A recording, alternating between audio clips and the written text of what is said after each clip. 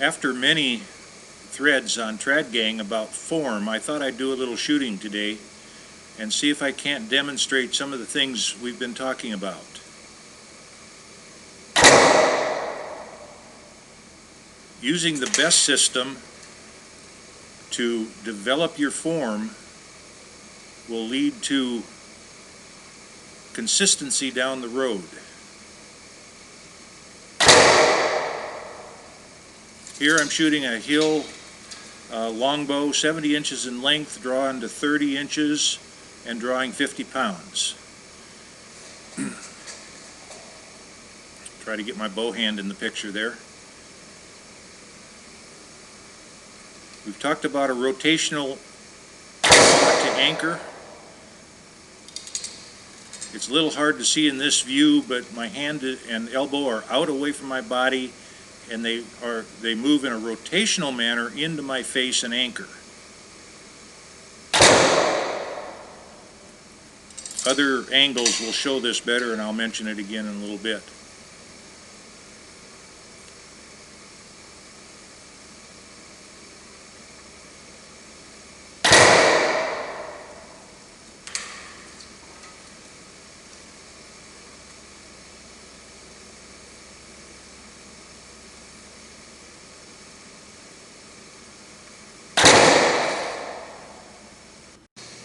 In this front quartering view, you can watch my bow hand, my string hand and the string torque or lack thereof, the alignment of my string forearm, and the follow-through. Bow jumps to the left, string hand disappears behind the head.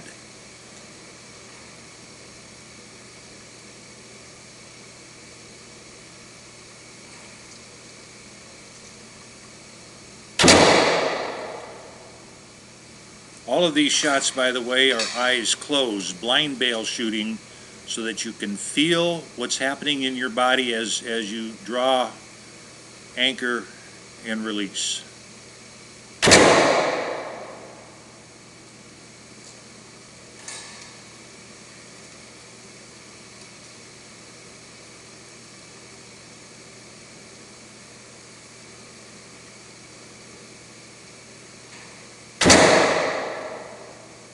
You might notice that my arrows are exactly cut to length. The point of the arrow is actually getting onto the shelf of the bow.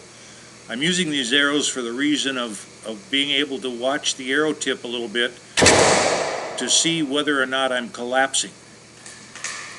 Normally you'd want a longer arrow than this, and especially when you're learning your form, you don't want to overdraw and get the arrow caught behind the bow.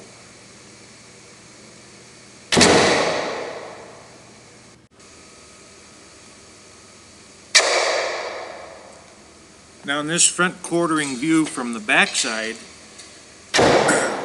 you can watch my bow hand, and then on the release you can watch my elbow reappear behind my back.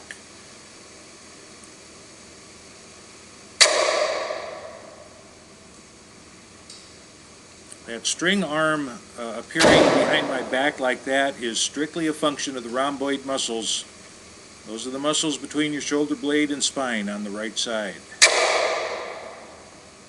It's a little hard to see, but if you look at my left shoulder blade, you'll see that it jumps toward the target on release, not back. Forward. Not much, but a little. That's part of the thought of pressing your bow hand or your bow shoulder toward the target.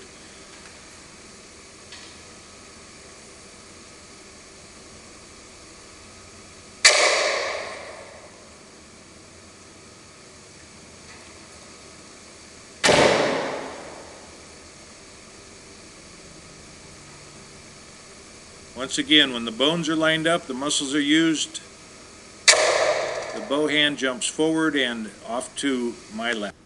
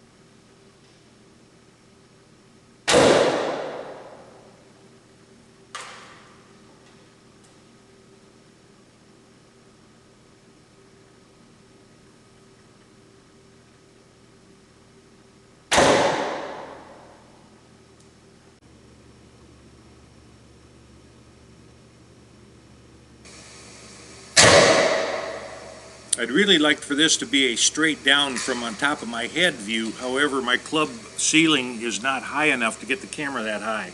This is the best I can do. But this will show alignment from the rear, and it will show the string arm elbow's motion upon release. Using back tension, that elbow should move at a 45-degree angle toward your back and down. Right there. Again, you know, as in most sports, a follow-through of a motion indicates everything that went before it. If you end up in the right position, you probably started in the right position.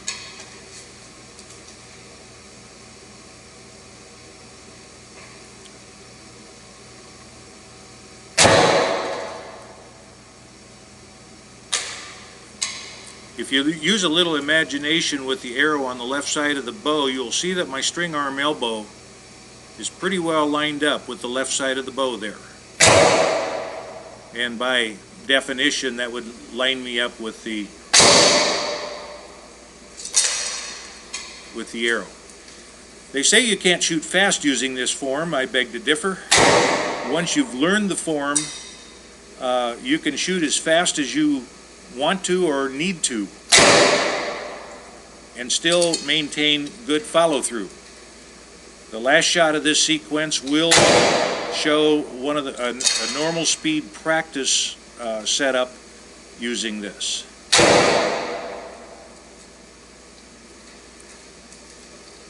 Good form is good form. That's all there is to it.